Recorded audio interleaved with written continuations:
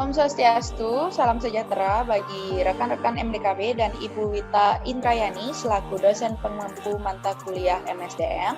Kali ini saya dan kelompok saya, yaitu kelompok 8, akan mempresentasikan hasil diskusi dari kelompok kami yang bertopik menjelaskan kepemimpinan dalam organisasi. Kelompok kami terdiri atas saya sendiri, Niputu Sitkardiasari Dharma, Iga Deristu Susila, dan Luigi Viryakumara. Yang pertama akan kami jelaskan tentang kepemimpinan dalam organisasi. Topik pembahasan pada materi hari kali ini yaitu 1. Teori atau konsep kepemimpinan dalam organisasi, 2. Fenomena atau isu yang terkait mengenai kepemimpinan dalam organisasi, 3. Tujuan makalah, 4. Gambaran umum Golden Tulip Jinang Resort Bali, 5. Diskusi best practices, 6. Kesimpulan dan saran. Yang pertama, saya mulai dengan teori atau konsep kepemimpinan dalam organisasi. Kepemimpinan sebagai sebuah alat, sarana, atau proses untuk membujuk orang agar bersedia melakukan sesuatu secara sukarela atau sukacita. Menurut Vincent Gaspers dalam Malapisang mengungkapkan bahwa kepemimpinan adalah proses di mana seseorang atau kelompok lain menginspirasikan, memotivasi, dan mengarahkan aktivitas mereka untuk mencapai sasaran dan tujuan. Kepemimpinan yang kuat diperlukan agar organisasi dapat mencapai sasarannya. Kepemimpinan adalah suatu proses mempengaruhi orang lain untuk melakukan pekerjaannya sesuai dengan sasaran yang diharapkan. Kepemimpinan adalah sebuah alat atau sarana atau suatu proses dalam organisasi untuk membujuk orang lain agar bersedia melakukan suatu secara sukarela atau sukacita dalam mencapai sasaran organisasi. Gaya kepemimpinan. Ada berbagai macam gaya kepemimpinan yang sudah kami teliti, yaitu yang pertama, gaya kepemimpinan otokratis. Di sini dijelaskan bahwa faktor pemimpin pilihan pada pola perilaku ini didukung oleh pemilikan power yang amat kuat, kehendak mempertahankan posisi dan mempunyai pandangan bahwa situasi yang dihadapi dalam suasana yang kritis. Dari faktor pengikut cenderung memiliki gaya kepemimpinan, pengikutnya sangat bergantung pada pemimpin. Mengakui situasi kritis dan tidak menuntut adanya kebebasan. Berdasarkan situasi kerja menuntut kedisiplinan, pengawasan yang ketat, dan memerlukan skill yang rendah. Untuk yang kedua, ada gaya kepemimpinan demokratis. Dijelaskan bahwa faktor pimpinan pilihan pada gaya ini didukung oleh suatu kesadaran bahwa pemilikan power yang terbatas, adanya kelompok penentang, waktunya serba terbatas, serta tidak mudah memberikan sanksi dari segi pengikut menghendaki pemberian otoritas, mempunyai kebutuhan sosial yang tinggi dan dari segi situasi kerja adanya rasa tanggung jawab bersama, koordinasi, dan kerja tim. Untuk ciri-ciri dari gaya kepemimpinan demokratis ini, bisa dilihat bahwa ciri-cirinya adalah wewenang pemimpin tidak mutlak. Yang kedua, pemimpin bersedia melimpahkan sebagian wewenang kepada bawahan. Yang ketiga, keputusan dan kebijakan dibuat bersama antara pemimpin dan bawahan. Yang keempat, komunikasi berlangsung secara timbal balik. Perbuatan atau kegiatan para bawahan dilakukan secara wajar. Banyak kesempatan bagi bawahan untuk menyampaikan pendapat, saran, maupun pertimbangan. Untuk yang ketiga, ada gaya kepemimpinan moralis. Dijelaskan bahwa gaya yang paling menghargai para bawahannya. Biasanya, seseorang pemimpin bergaya moralis sifatnya hangat dan sopan kepada semua orang. Pemimpin moralis pada dasarnya memiliki empati yang tinggi terhadap permasalahan bawahannya. Gaya kepemimpinan moralis berjalan efektif apabila 1. Keberhasilan seorang pemimpin moralis dalam mengatasi kelabilan emosi seringkali menjadi perjuangan seumur hidupnya. Yang kedua, belajar mempercayai orang lain atau membiarkan melakukan dengan cara mereka, bukan dengan cara Anda. Untuk ciri-ciri dari kepemimpinan moralis ini, ada bawahannya diberikan kelonggaran atau fleksibel dalam menjalankan tugasnya, tapi dengan hati-hati diberikan batasan dan produser. Yang kedua, hubungan antara bawahan dengan atasan dalam suasana yang baik. Secara umum, manajer bertindak cukup baik. Tipe kepemimpinan. Menurut Sutikno 2014, terdapat 7 tipe kepemimpinan yang dikenal luas dan diakui keberadaannya, yaitu yang pertama ada tipe otokratik. Tipe kepemimpinan ini menganggap bahwa kepemimpinan adalah hak pribadinya. sehingga ia tidak perlu berkonsultasi dengan orang lain dan tidak boleh ada orang lain yang turut campur. Yang kedua, ada tipe kendali bebas. Tipe kepemimpinan ini merupakan kebalikan dari tipe kepemimpinan otokratik. Dalam kepemimpinan ini, sang pemimpin biasanya menunjukkan perilaku yang pasif dan seringkali menghindari diri dari tanggung jawab. Yang ketiga, ada tipe paternalistik. Persepsi seorang pemimpin yang paternalistik tentang perannya dalam kehidupan organisasi dapat dikatakan diwarnai oleh harapan bawahan ke depannya. Yang keempat, ada tipe karismatik. Seorang pemimpin yang karismatik memiliki karakteristik khusus, yaitu daya tariknya yang sangat memikat, sehingga mampu memperoleh pengikut yang sangat besar dan para pengikutnya tidak selalu menjelaskan secara konkret mengapa orang tertentu itu dikagumi. Yang kelima, ada tipe militeristik. Pemimpin tipe militeristik berbeda dengan seorang pemimpin organisasi militer. Pemimpin yang bertipe militeristik ialah pemimpin dalam menggerakkan bawahannya lebih sering menggunakan sistem perintah, senang bergantung pada pangkat dan jabatan, dan senang kepada formalitas yang berlebih-lebihan. Yang keenam, ada tipe pseudo-demokratik. Tipe ini disebut juga kepemimpinan manipulatif atau semi-demokratik. Tipe kepemimpinan ini ditandai oleh adanya sikap seorang pemimpin yang berusaha mengemukakan keinginan-keinginannya dan setelah itu membuat sebuah panitia. Dengan berpura-pura untuk berunding, tetapi yang sebenarnya tidak lain untuk mengesahkan saran-sarannya. Yang ketujuh, yang terakhir, ada tipe demokratik. Yang dimaksud dengan tipe demokratik adalah tipe pemimpin yang demokratis dan bukan karena dipilihnya pemimpin secara demokratis. Selanjutnya ada prinsip kepemimpinan. Prinsip kepemimpinan lebih mengacu pada pembentukan nilai-nilai kinerja atau performance values yang bersifat kontekstual sesuai dengan situasi dan pandangan yang dihadapi oleh organisasi. Menurut Atmanja 2012 mengatakan bahwa prinsip kepemimpinan adalah kualitas personal yang dimiliki oleh seorang pemimpin yang mengacu kepada nilai-nilai yang mampu membawanya mencapai kinerja terbaik dalam rangka mewujudkan misi dan tujuan perusahaannya. Prinsip-prinsip kepemimpinan itu diantaranya adalah 1. Pramu talenta atau master chef. 2. Inspirasi melalui peran panutan or inspiring by modeling. Yang ketiga, pemberdayaan dan motivasi atau empowerment and motivation. Yang keempat, harmoni yang produktif atau productive harmony. Yang kelima, semua orang adalah penting. Everyone is important. 6. Pelindung atau guardian. Untuk peranan kepemimpinan adalah seperangkat perilaku yang diharapkan dilakukan oleh seorang sesuai kedudukannya sebagai seorang pemimpin. Ada beberapa hal yang perlu diperhatikan agar kepemimpinan dapat berperan dengan baik, antara lain, 1. Yang menjadi dasar utama dalam efektivitas kepemimpinan bukan pengangkatan atau penunjukannya, melainkan penerimaan orang lain terhadap kepemimpinan yang bersangkutan peran kepemimpinan. 2. Efektivitas kepemimpinan tercermin dari kemampuannya untuk tumbuh dan berkembang. 3. Efektivitas kepemimpinan menuntut kemahiran untuk membaca situasi. 4. Perilaku seorang tidak terbentuk begitu saja, melainkan melalui pertumbuhan dan perkembangan.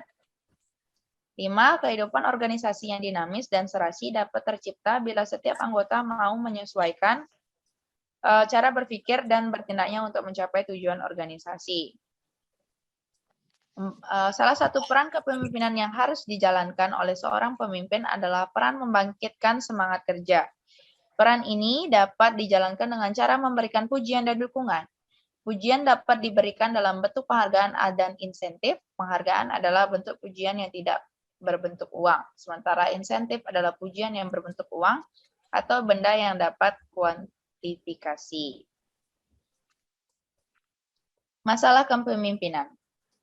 Masalah kepemimpinan merupakan hal yang yang sangat penting dalam suatu organisasi, di mana pemimpin akan mengatur pekerjaan bawahannya dan yang memiliki kuasa dalam mengambil keputusan. Salah satu tantangan yang cukup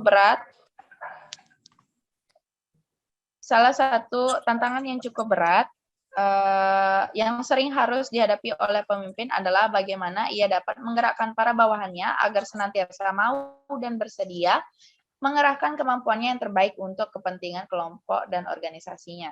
Seringkali kita menjumpai adanya pemimpin yang menggunakan kekuasaannya secara mutlak dengan memerintahkan para bawahannya tanpa memperhatikan keadaan yang ada pada bawahannya.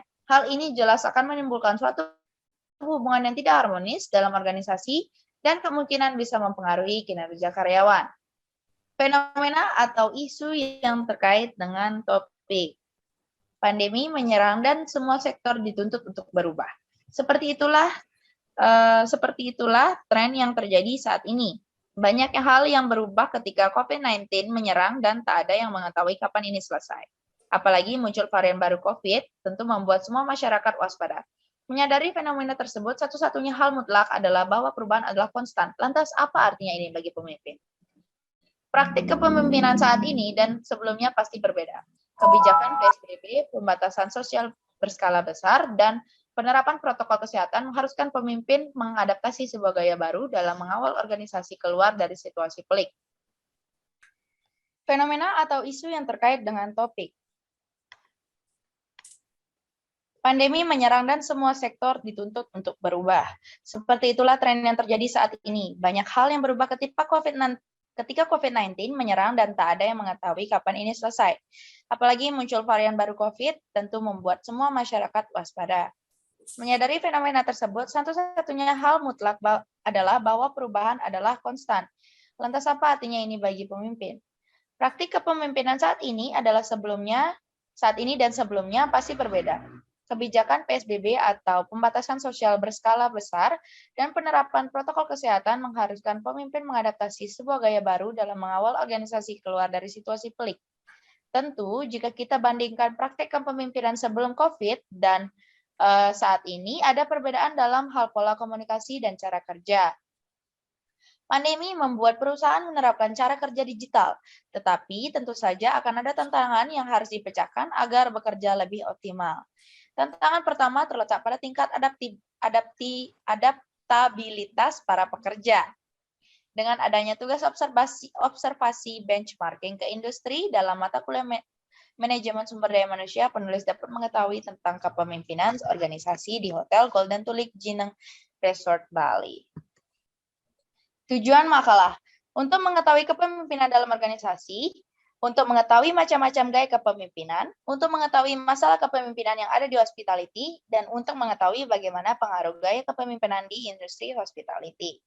Untuk presentasi selanjutnya akan dilanjutkan oleh rekan saya, Luigi Viriakumara. Silahkan. Baik, Sika, terima kasih atas waktunya. Saya akan menjelaskan gambaran umum Golden Tulip Jineng Resort Bali.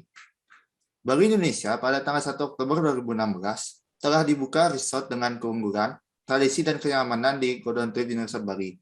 Resort secara resmi merayakan pembukaannya pada 1 Oktober 2016 dengan menyelenggarakan pesta bernuansa tropis, merupakan perpaduan warisan budaya Bali dan filsafat timur yang tertuang dalam desain kontemporer resort dengan lokasi yang sangat strategis. Golden Tulip Jineng Resort Bali resort ini pada dasarnya menggandeng tema tradisional Bali yang dikombinasikan dengan konsep Sanskerta yang mana tercermin secara kreatif dalam desain arsitekturnya. Di area tengah resort adalah Narini, karya arsitektur yang menakjubkan dan melambangkan filosofi kemurnian spiritual yang diambil dari bahasa Sanskerta yang memiliki arti teratai.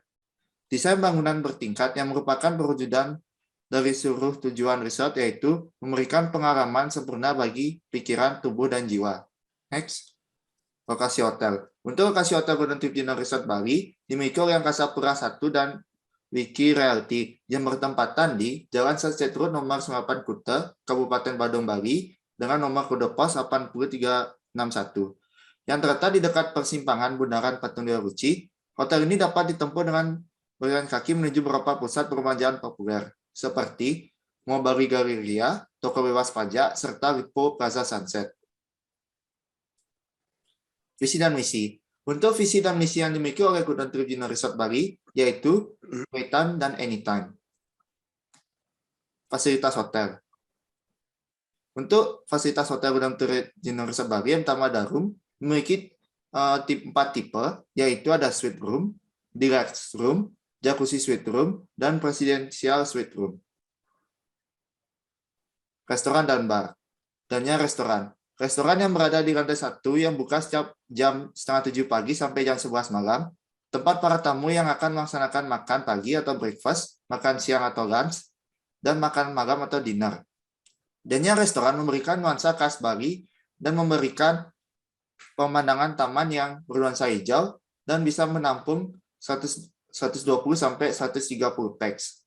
Untuk Navin Bar and Grill, buka dari jam 10 pagi sampai jam 11 malam, menghadap ke kolam renang dan taman yang tropis, berbentuk bar yang cekung, berada di Navini di lantai 1 dan dapat menampung 24 sampai 30 pax. Untuk fasilitas penunjang lain, ada Fasana Fitness Club, swimming pool, dan spa. Untuk Fasana Fitness Club itu sendiri, atau gym hotel Golden Tip Dinosaur Bali, ini buka pada pukul 6 pagi sampai jam 10 malam. Fasilitas yang disediakan di tempat gym hotel ini sangat lengkap seperti tempat gym umumnya yang kita temui. Untuk swimming pool, kolam renang ada fasilitas penunjang yang dimiliki Hotel Golden Trip Dinosaur Bali, dibuka dari jam 6 pagi sampai dengan jam 8 malam, memiliki satu kolam untuk umum dan satu kolam untuk anak-anak. Di Hotel Golden Trip ini memiliki paket berenang untuk tamu luar atau bukan tamu in-house, dari jam 11 pagi sampai jam 6 sore. Hanya membayar dengan 50.000 per orang, para tamu sudah dapat menikmati kolam renang dan free untuk pool tower dan akses kids club. Yang terakhir ada Dedari Spa. Dedari Spa buka dari jam 10 pagi sampai jam 10 malam. Dedari Spa di hotel ini menawarkan 360 derajat perjalanan untuk pikiran dan tubuh Anda. Kami mengundang Anda untuk bersantai, bangkit, dan meremajakan tubuh Anda ketika Anda terhanyut pada pengalaman sensual yang tertanam dalam tradisi budaya Bali yang unik. Next. Untuk struktur organisasi Golden Tip Resort Bali ada 3, Director of HR, Training Manager, dan HR dan Training Coordinator.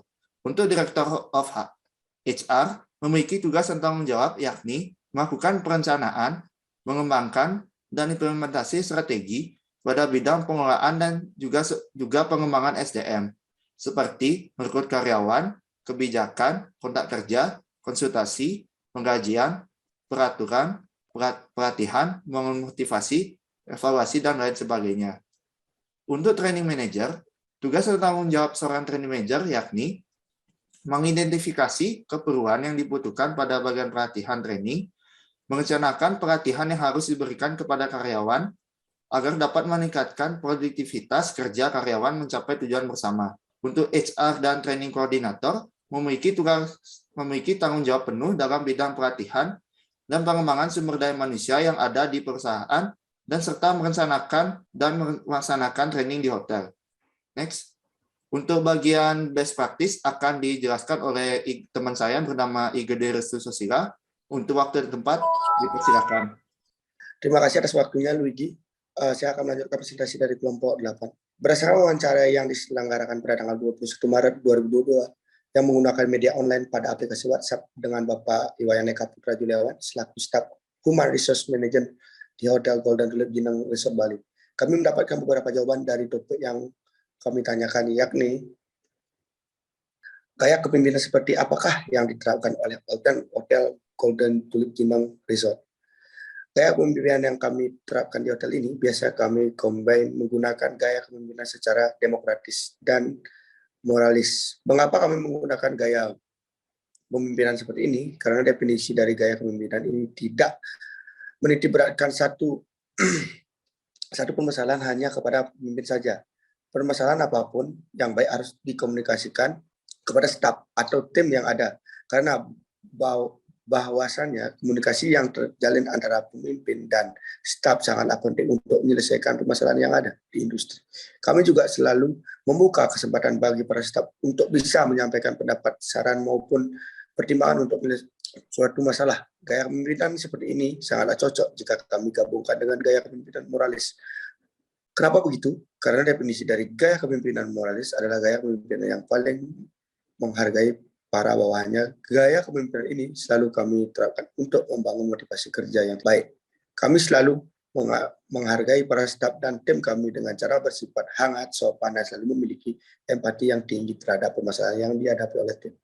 Lanjut, konsep kepemimpinan apa yang digunakan di Hotel Golden Tulip Jineng? Konsep kepemimpinan yang kami terapkan di hotel ini dengan cara leading by example, yang dimana artinya pemimpin harus bisa menjadi role model untuk tim mereka. Konsep kepemimpinan yang kami terapkan bertuju untuk membangun motivasi para staf atau tim dengan cara mencontoh bagaimana cara pimpinannya bekerja. Jika pemimpin sudah menerapkan cara pemimpin yang baik, maka para tim atau staf juga akan mempunyai motivasi kerja yang baik. Konsep kepemimpinan ini juga sangat efektif karena akan menimbulkan rasa nyaman, betah saat bekerja. Semakin banyak hal baik dalam cara bekerja yang ditunjukkan, maka semakin baik pula para karyawan meniru cara bekerja. Next. Apakah konsep kepemimpinan ini dapat pengaruh pada kinerja karyawan di hotel Golden Tulip? Tentu saja berpengaruh sangat besar bagi kinerja karyawan dan kelancaran operasional hotel karena gaya kepemimpinan ini juga menyebabkan timbulnya rasa nyaman dan betah saat bekerja. Hal ini dikarenakan pemimpinan mencontohkan bagaimana sistematis kinerja yang baik dan para staf atau karyawan. Next. Masalah pemimpin apa saja yang biasanya terjadi di Hotel Golden Tulip Jineng? Untuk permasalahan kepemimpinan saat ini menurut saya tidak ada. Tetapi untuk permasalahan antar setiap departemen mungkin ada seperti perbedaan pendapat antar permasalahan setiap departemen antar pemimpin. Menurut saya ini adalah suatu hal yang bisa karena isi kepala atau pemikiran setiap orang berbeda. Solusi yang bisa kami terapkan hanyalah komunikasi yang bagus sehingga menghasilkan satu tujuan yang sama antar departemen serta kelancaran operasional hotel. Lanjut. Menurut Anda, bagaimana cara memimpin yang baik? Menurut saya, cara memimpin yang baik tentu saja dengan melakukan kinerja yang baik, menghormati satu sama lain, staf atau tim, menghargai pendapat mereka, serta memberi contoh yang baik terhadap para tim sehingga konsep pemimpinan yang sangat paparkan tadi yang terrealisasikan. Lanjut, next. Kesimpulan dari diskusi best practice, gaya pemimpinan demokratis yang dipadu dengan gaya pemimpinan moralis disertai dengan konsep pemimpinan yang diterapkan oleh pimpinan hotel sangatlah berpengaruh bagi kinerja karyawan yang ada di Hotel Golden Tulip Jineng. Motivasi kerja dan kenyamanan saat bekerja adalah tujuan untuk membangun hasil kinerja yang baik oleh para karyawan untuk hotel. Gaya kepemimpinan seperti ini akan menimbulkan komunikasi yang terjalin antar pemimpin dan staf berjalan dengan sangat baik dan lancar. Hal ini harus dijaga agar hubungan antara pemimpin dan karyawan selalu terjalin dengan baik dan komunikasi yang baik akan mengurangi permasalahan yang ada di lingkup pekerjaan. Next.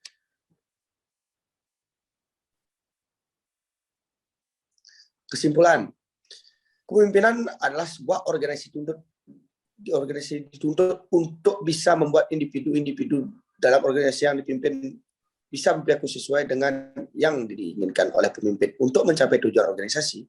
Maka dari itu, seorang pemimpin haruslah bisa memahami perilaku individu-individu dalam organisasi yang dipimpinnya untuk bisa menemukan gaya kepemimpinan yang tepat bagi organisasi. Bentuk-bentuk perilaku individu tidak lepas dari kepribadian yang dimiliki menurut teori psychoanalytic segment Brown. Kepribadian ini terdiri dari 3 elemen yaitu ego dan superego. Ketiga kepribadian ini yang bekerja sama untuk menciptakan bentuk-bentuk perilaku manusia yang kompleks. Saran untuk pemimpin, kinerja pemimpin harus berupaya seefektif mungkin mengoptimalkan gaya kepemimpinan demokrasi karena semakin efektifnya gaya kepemimpinan demokrasi akan meningkatkan kinerja. Pemimpin harus tetap meningkatkan dan menjaga komunikasi sehingga hubungan dengan bawahan terjalin dengan baik dan semakin baiknya hubungan dengan karyawan secara otomatis akan meningkatkan kinerja. Next. Presentasi saya akhiri dari kelompok saya. Terima kasih atas waktunya. Akhir kata saya ucapkan mohon maaf jika kami dari kelompok ini ada salah kata. Panjalu mat Om Santi.